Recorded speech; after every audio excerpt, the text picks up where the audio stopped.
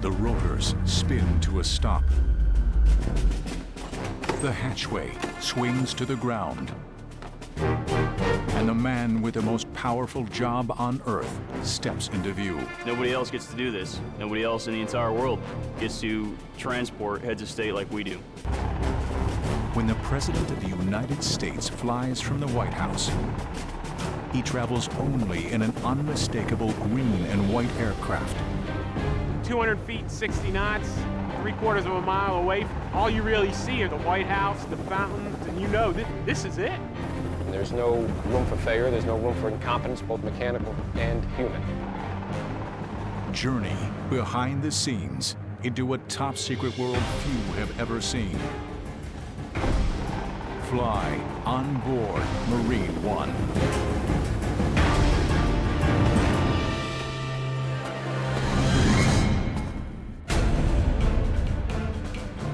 The President is on the move. The President is always on the move. Wherever the Commander-in-Chief needs to travel, a Marine Corps helicopter is always standing by. The situation dictates that it's better for the President to travel on a helicopter. We're going to be ready. Today, a squadron of Marine helos are deploying to meet the President at a school in New Jersey. The mission is a routine lift. But that routine calls for men and material in force. Aircraft must be kept fully fueled. Counter-assault teams lock down the landing zone. Communications link with the Secret Service and air traffic. It's just not as simple as just flying to the backyard of the White House and picking up the President and bringing him someplace. Anything can change the dynamics of that flight. Anything can change the mission. Radio, I'll just give you a thumbs up for the tail clear call. At any time, the Marines can deploy the same in-depth support anywhere on Earth. It's a global mission. I mean, it's not just the White House lawn to Andrews Air Force Base or White House lawn to Camp David. It's a global mission. It could be in the backyard of Windsor Castle. It could be a palace in the Netherlands, which means we either have to get there before he does or be in place right when he gets there. Insert magazine. Make ready. Check your six. Holster. Insert weapon in the clearing barrel. Sure weapon is on safe. Weapon is clear. Only one unit in the United States Armed Forces is entrusted with this mission. Flashlight, radio. Anything to take care of? Their headquarters are here. A tightly guarded airfield. A high-security facility inside Marine Corps Base Quantico.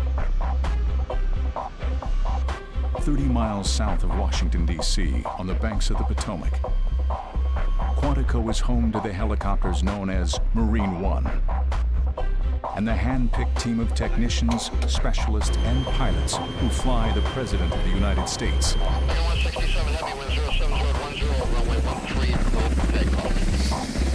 HMX-1, Marine Helicopter Squadron 1. HMX-1 is a special entity within the Marine Corps because of the job that we've got. My predecessor said it best in that we aren't a bunch of special Marines doing an average mission. We are a bunch of average Marines doing a very special mission.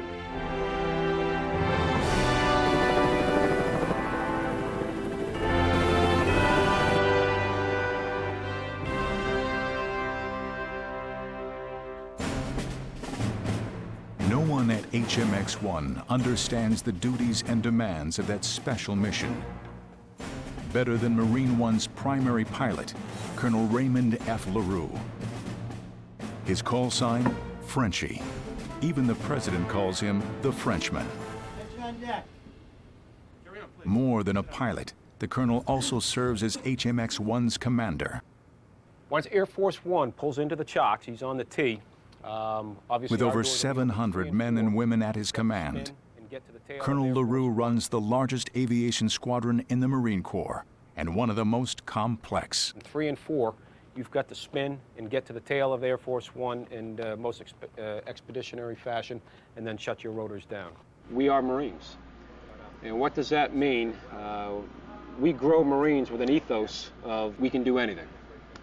And keep throwing walls in my way, we're not going to back off that wall. We're going to find a way to go around it.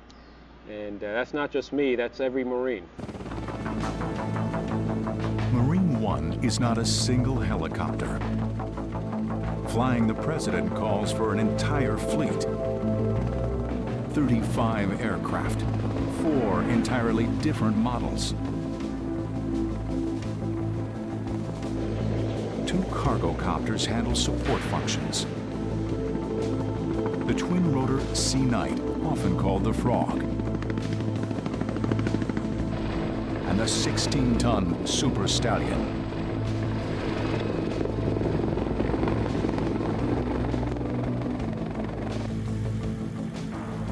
The pride of the squadron lives here, in a high-security hangar known as the Cage. These are the specially outfitted presidential helicopters the Marines call White Tops.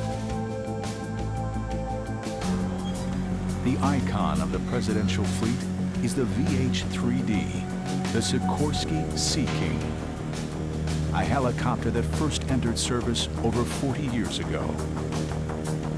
The VH-3D is kind of the nostalgic presidential helicopter. That's the one that most people associate with the South Lawn or trips to the major cities with the president coming off, walking down the stairs. With 2 turboshaft engines, these birds cruise at up to 150 miles an hour. The Sea Kings of HMX boast an outstanding flight record. Never once has Marine One suffered a mishap. These are the most maintained helicopters in the entire world, by far. You will not see a better maintained helicopter anywhere. They fly like a dream. They're very smooth. They're quiet inside. So quiet, in fact, that the president can carry on a conversation in a normal tone of voice, which is very unusual for a helicopter, for it to be that quiet in the back. When the VH-3 flies an executive lift, the crew numbers just 3 Marines: pilot, co-pilot, and crew chief.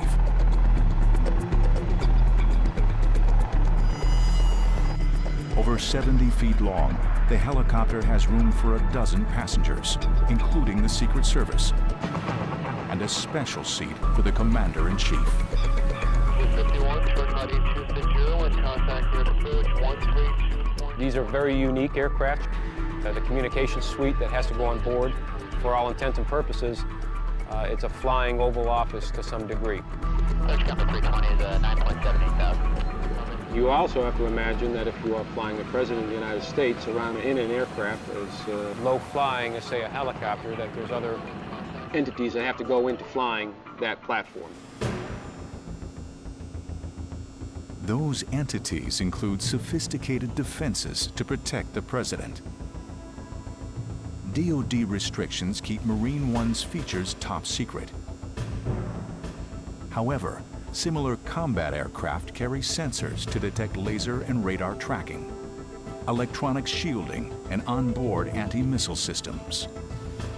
I'm not going to really specifically discuss any of the aviation or aircraft survival equipment on board, but in the event that there is a problem that maybe we require support with, there are aircraft and assets on standby. Okay, any questions on the sequence of events in the list? 70 of the finest battle-tested aviators in the Corps are assigned to HMX. One flight is clear, 13 right register. After 3 years of rigorous training, 4 pilots will be tapped to serve 1 year at the controls of Marine One. And I picked those pilots based on their capacity to make decisions, their capacity to handle situations when things aren't going as smoothly as they could. But it's certainly a complex decision. It's not one that's made easy, and it's one that I look very, very carefully at. Flying Marine One may be the goal for these pilots, but for every Marine at HMX, the mission goes beyond supporting the President. It begins with the toughest test in military aviation.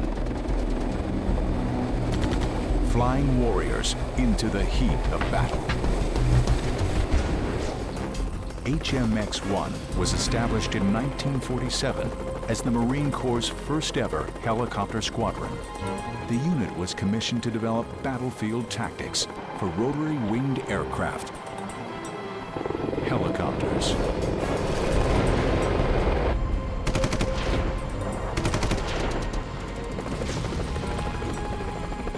Today at Quantico, HMX Helos are dropping an assault team by fast rope.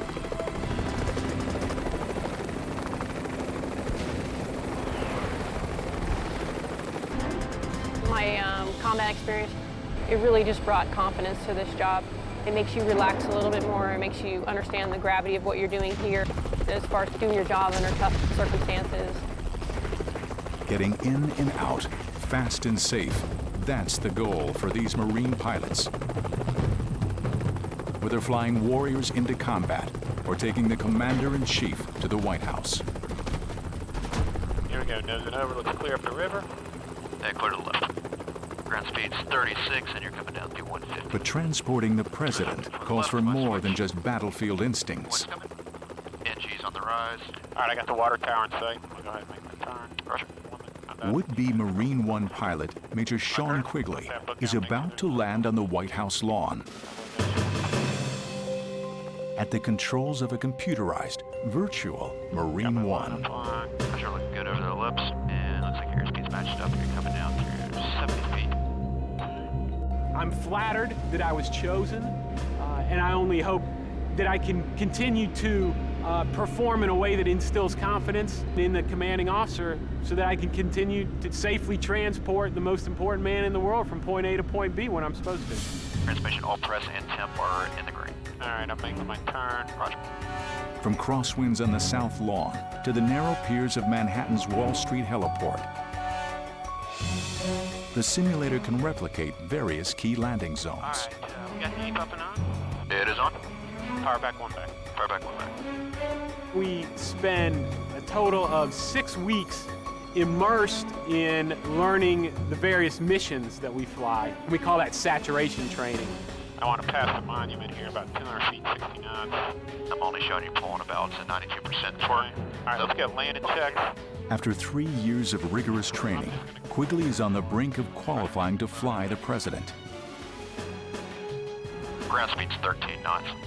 Keep coming forward, and your tail's clear left. Out of 70 pilots in the unit, only a handful get this far. Oh, man. Got chip detector. That's not too good. Only 4 make it to Marine One. All right, there's 30 feet, and tail's clear left. All right, coming down through 15 feet. Working on your tail. Here's your tail, mains. Lineup looks good. Keep coming forward. Down 5, 3, 2, 1, and brakes, brakes, brakes. Got him. Touchdown. Okay. Handle set, parking brake is set. Time for Quigley to learn if he's passed his latest exam.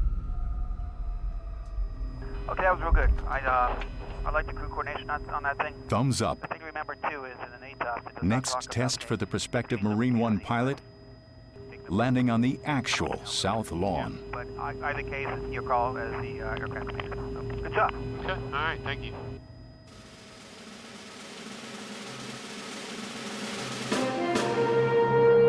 Pilots are not the only crew members held to a standard of presidential perfection. You want to fly the president, you're not going to look unprofessional. You're going to open the door in a professional manner, you're going to make your turns in a professional manner. It's got to be dead on.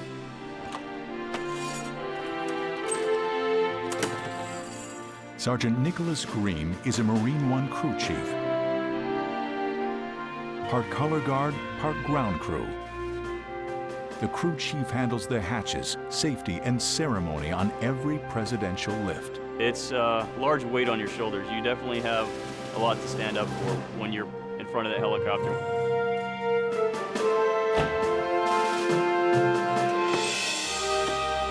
You take 6 steps out,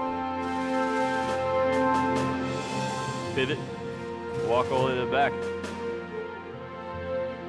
Make it look good.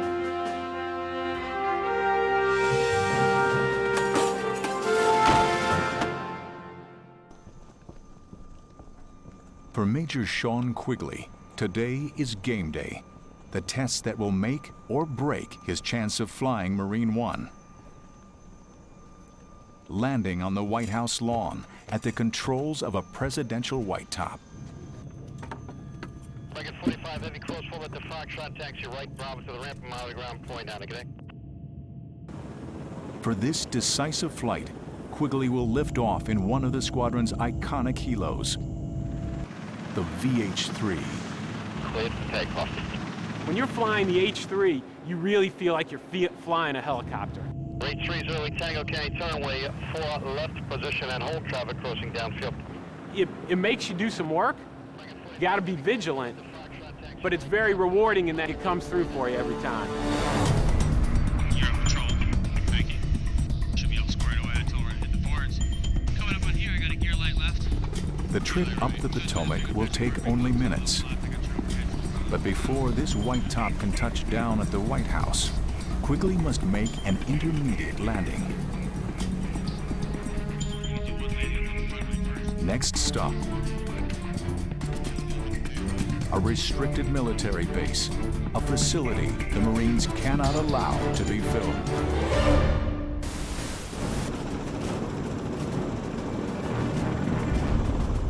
You're on patrol. Thank you. Should be all squared away. Presidential pilot in training, Major Sean Quigley has lifted off from a restricted airfield in Washington, D.C.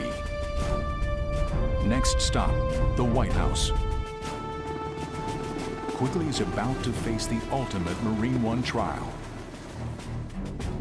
To become one of just 5 pilots approved to fly the president, he must nail the perfect touchdown at the White House. Not once, but 10 times. All right, so I'm gonna set up from over here. Yeah, even though, yeah. Major Scott Volkert, veteran Marine One pilot, will monitor his every action. What Volkert reports will make or break Quigley's chances. Not every person that starts the Marine One syllabus will make it all the way through to become a Marine One pilot. There's 50, and you're clear left. Toes coming. Okay. Again, that's how you want to do it. You just keep that line right between you. Quigley must navigate an invisible maze through tightly restricted airspace. Okay, there's 200 feet. Okay, so I'm a little high and a little fast.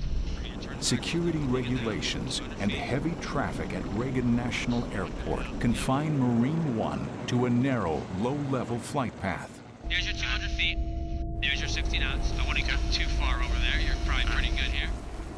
Flying around Washington, D.C. below 200 feet, it's an almost indescribable experience until you've done it. The first time you do it, you don't want to be the pilot flying. You want the guy in the other seat on the controls because you just want to sightsee. And this is just good review for you. Okay. The Washington Monument. The last landmark. Over 500 feet tall, it towers above the helo. Okay, nice and easy. The ground's coming up, so I'll help you out. Volkert watches closely as Quigley turns into the final approach. There we go. Yep, you're good. You're coming down.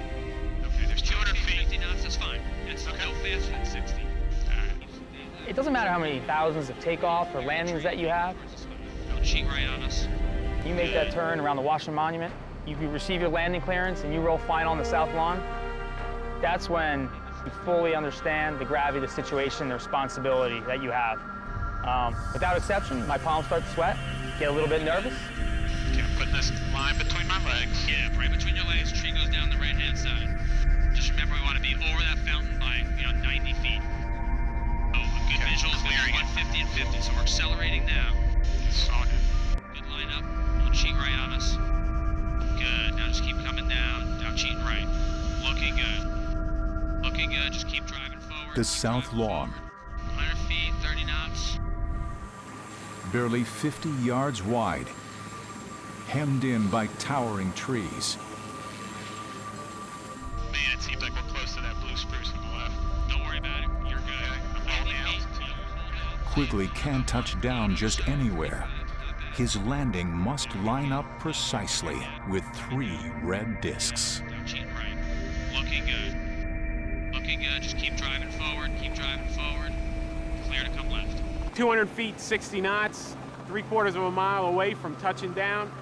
all you really see are those spots on the lawn, the White House, the fountain. And you know this is it. This is a big deal.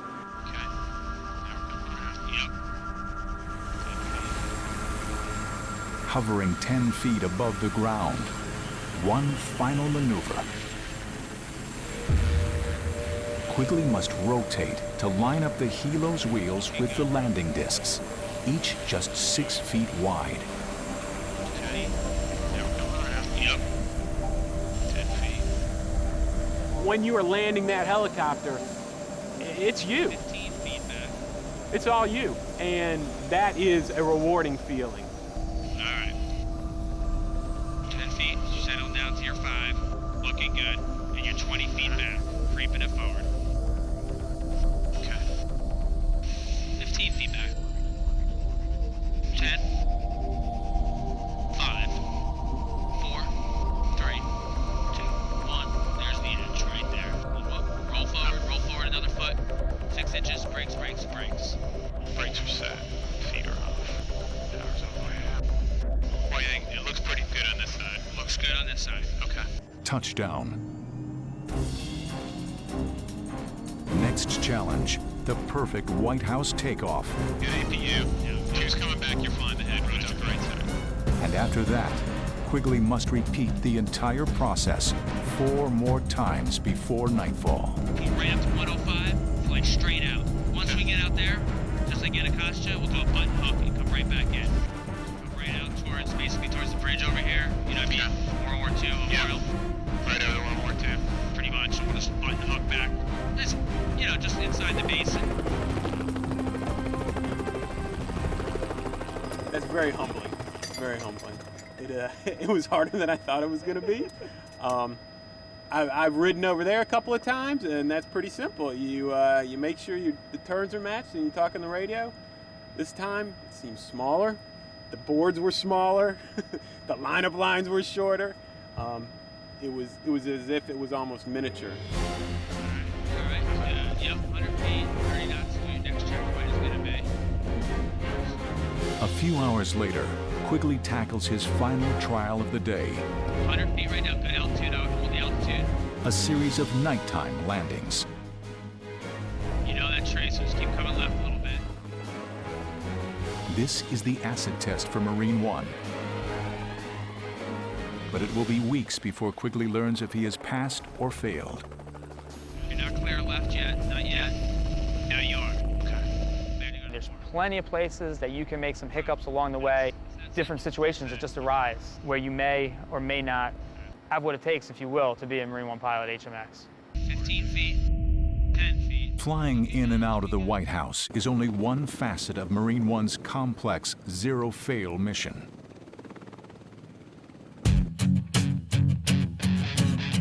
Presidential flights that begin overseas or across the country complicate operations.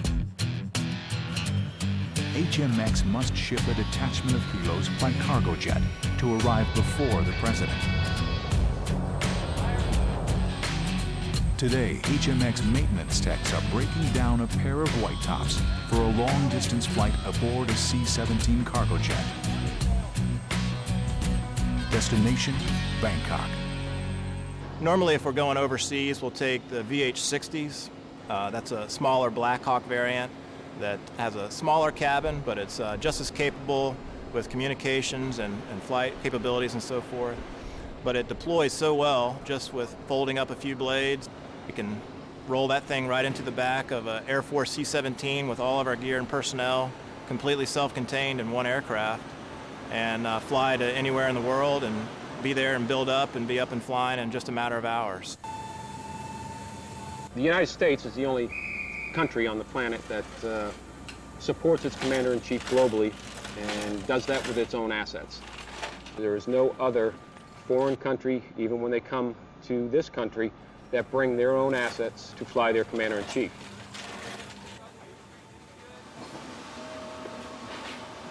That is a unique facet of flying the President of the United States. By the time that the boss steps off the bottom step from Air Force One, we're ready.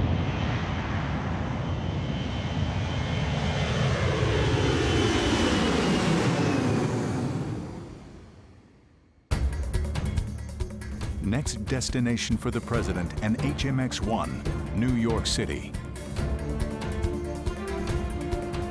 The President is coming to town for the United Nations General Assembly. Air Force One will get him to Kennedy Airport in Queens. Marine One will take him to Manhattan. He'll land on this narrow strip of concrete jutting into the East River, the Wall Street heliport.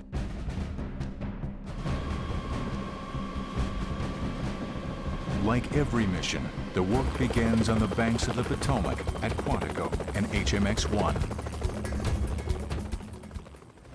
Okay, the mission flying the President to the Wall Street pad today in support of the United Nations General Assembly, which makes things a little bit more complex for us in that there's probably going to be a whole lot more helicopter traffic in and around Manhattan than normal.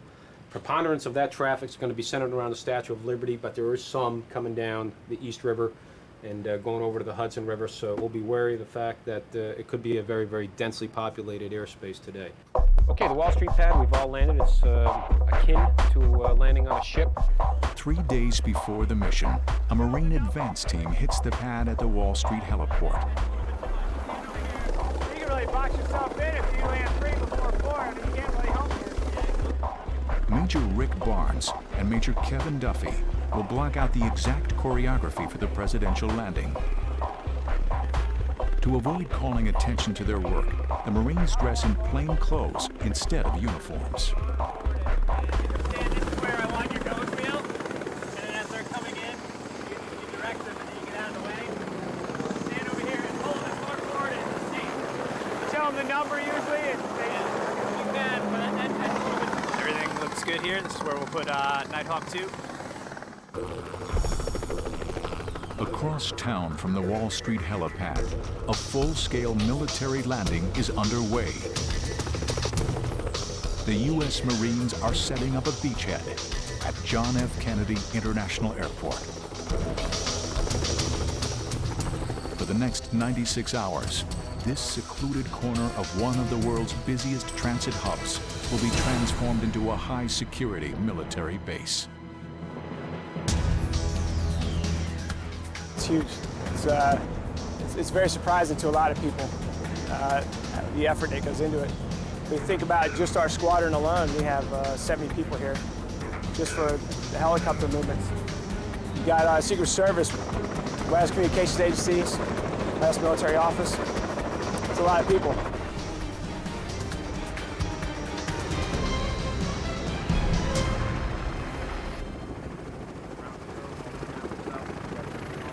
Colonel Raymond LaRue gathers his troops in the hangar at JFK for one last briefing. We're going to be busy this trip. It's a little bit non-standard than our typical Manhattan trip. We are here during the UN General Assembly, so there's going to be a lot of security, a lot of cops, a lot of closures, but nobody can do it better than we do. Anything from me. You're in Manhattan. Enjoy the heck out of it is what I'm telling you, all right? Hurrah. From Quantico to Wall Street to JFK, the Marines of HMX-1 stand ready. Tomorrow, the President of the United States comes to town.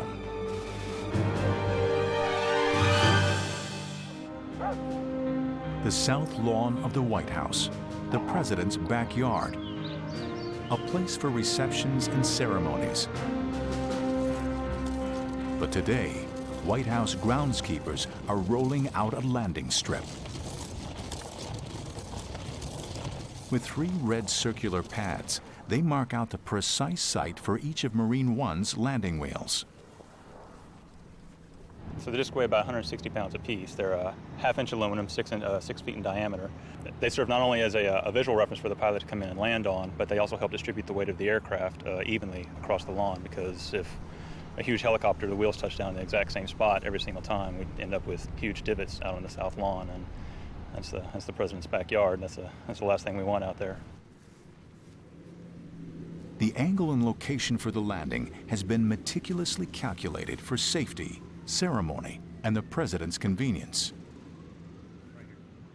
What we're looking for out here when we set up is we want to align with the doors that go into the diplomatic room, exactly with the Jefferson Memorial down south. And that's what we're lining up on. 8 a.m. Marine One is due to pick up the president in 2.5 hours. The trip is an aerial relay race. First leg, Marine One will carry the president to Andrews Air Force Base. Air Force One will fly him to New York's Kennedy Airport. The last leg, another Marine One lift from JFK to downtown. The White House to Wall Street, 1 hour flat.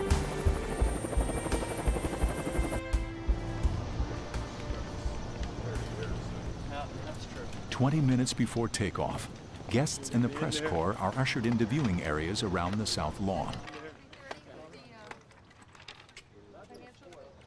Every time we land on the South Lawn, there's hundreds of people out there that are seeing the president off or there to greet him. At 10:24, right on time, the presidential white tops appear on the horizon. One helo heads straight for the landing pads.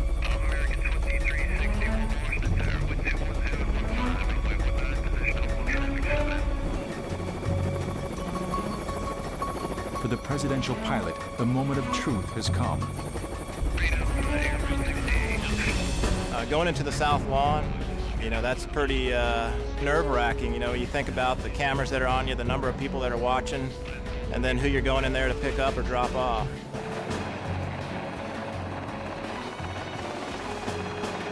First time I landed on the South Lawn, it was overwhelming. I couldn't believe I was doing it. We have to land on these little boards that are kind of small. I couldn't believe that I hit them. You try not to be overwhelmed with it because you still have a job to do, so you keep your focus, and then afterwards is when you sit down and go, you know, that was actually pretty cool, and I feel very lucky for being able to do it.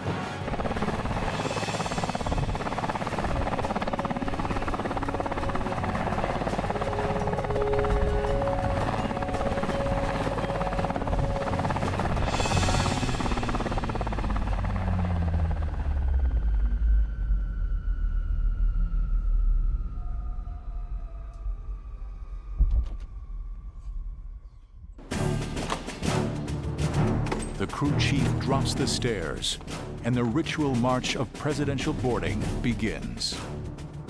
You open the door, you step out. You don't know what's going to be there at your pivot point. You walk out 3 or 4 steps, make a turn, there might be a hole there. There's actually a hole on the South Lawn that we all try to avoid. And it's there, you know about it, but you never know when you're going to hit it because you're not looking down at your feet. Marine One is not a single specific aircraft, but an exclusive presidential call sign.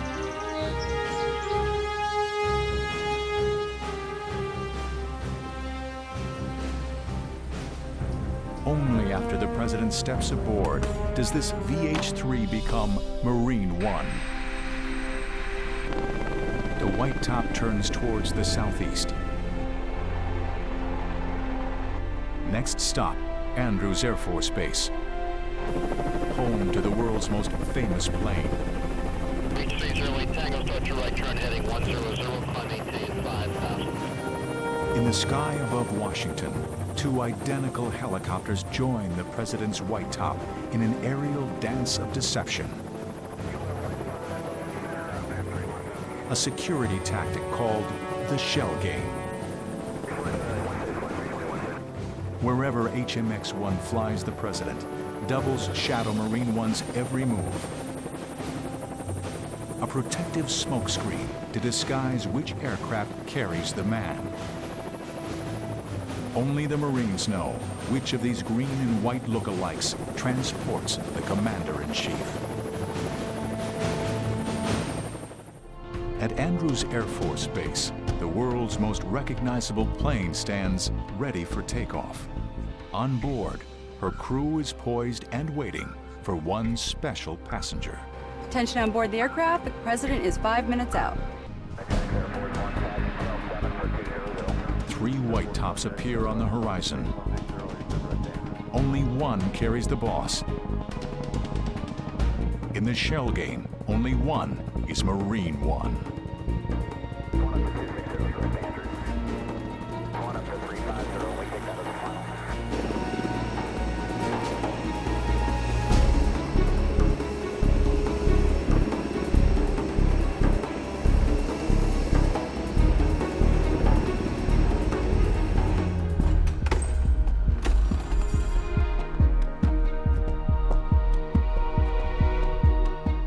There's a lot of stress involved in our job. It's not combat stress. You're not getting shot at. You're not worrying about supporting other Marines anywhere else. You're worried about supporting the President of the United States. That's a big load to carry.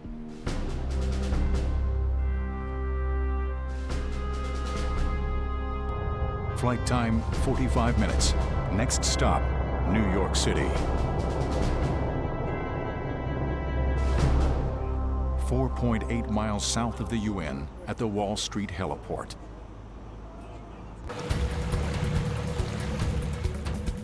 Access to the pad is strictly controlled. Patrol boats sweep the harbor. Bomb-sniffing dogs and explosive experts check every vehicle. Secret Service counter-assault teams take position. The weather, mild. Wind out of the northeast. T-minus 22 minutes. At JFK, the helos of HMX-1 stand by, poised for liftoff. Marine One pilots and co-pilots take the field. Colonel LaRue will fly the President. You walk into work every day with a smile on your face, not only because of the mission, because the mission's pretty cool, but as an old guy like myself that still gets to fly daily and strap on 3 or 4 different aircraft, it's absolutely exhilarating. Any helicopter pilot will tell you that it's probably the best thing you can do with 2 hands. Air Force One begins final approach. Cleveland Air Force One, flight level 330. The pieces of the puzzle come together seamlessly. 11336.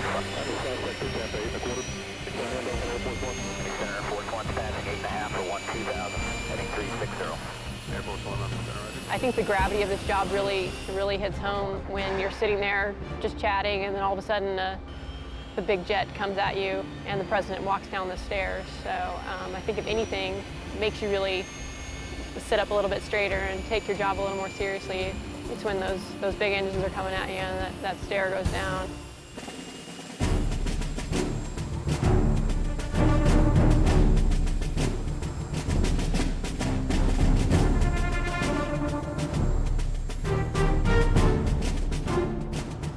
You're standing there at attention for 30, 40 minutes at a time. You know, he says he's coming. He might stop and shake somebody's hand. He might work the rope line, and it may be 30 minutes before he gets there. You're subject to whatever, rain, snow, freezing cold, excruciatingly hot. It doesn't matter. You can't think about, I'm really cold right now, I want to scratch my nose or move my arms or something. You can't do that. So you just suck it up and deal with it.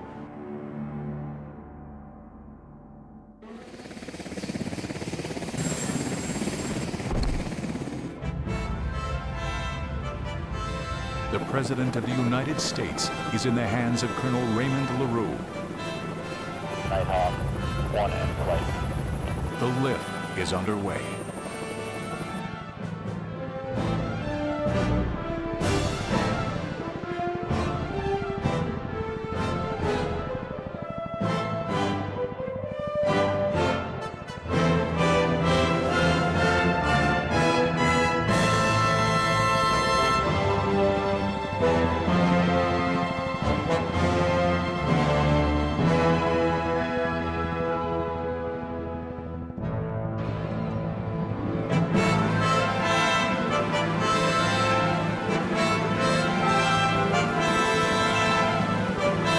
Doing this particular mission in Manhattan, first of all, it's a treat to fly around Manhattan. Being one of the more majestic cities in our country, when you get to see New York City at 100 feet to 200 feet airborne, that's pretty exhilarating.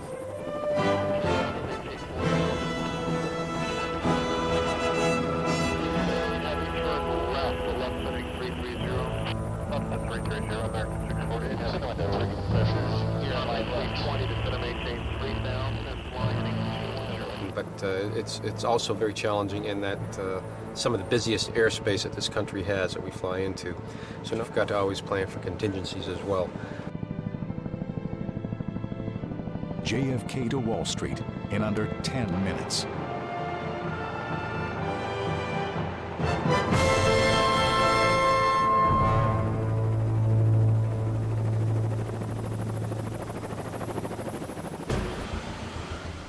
At the Wall Street heliport, the pad is clear. The presidential motorcade waits for the last leg of the trip. The helos of HMX appear on the horizon. Now is the time for Frenchie and his team to earn their stripes. For this presidential mission, not one, but 4 helicopters must squeeze onto the pad. A concrete pier smaller than a football field. 2 troop carriers with press and support staff land first.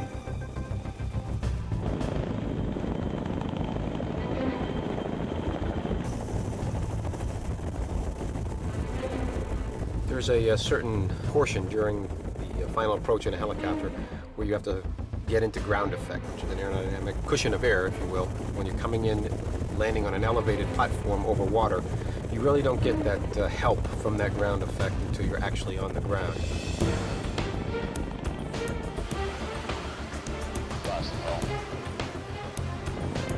Next to touchdown is a backup presidential white top.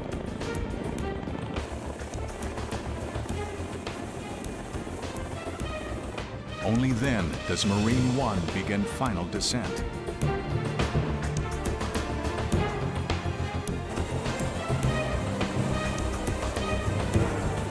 When we get there, Wall Street pad is already clobbered with aircraft. Depending on how the winds are, we've got to get in there. We've got a very small space that we have to land in. But you only got one shot at it. It's a zero-fail mission, and that's why we rehearse everything so that on game day, we make it seamless.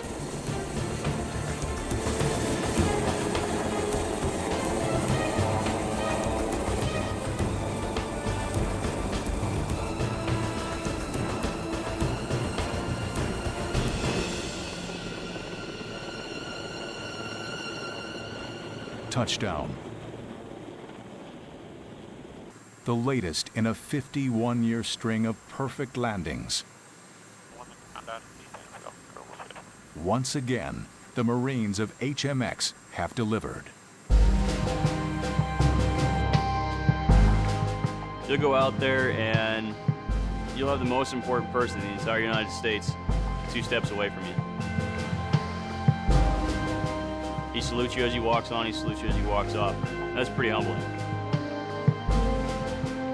He's saluting not only you, he's saluting the pilots that flew him, he's saluting the Marine Corps, he's saluting the United States every single time he walks on and off.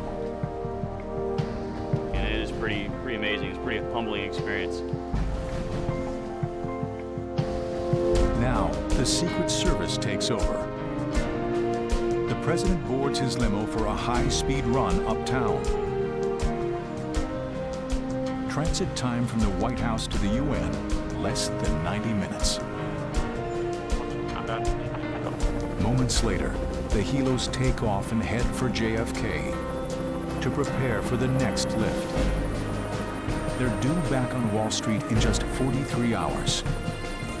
1,000 miles away, an HMX team is on the ground in Florida, locking down the next mission. In Quantico, the squadron is wrapping up for trips to Alabama and Kansas.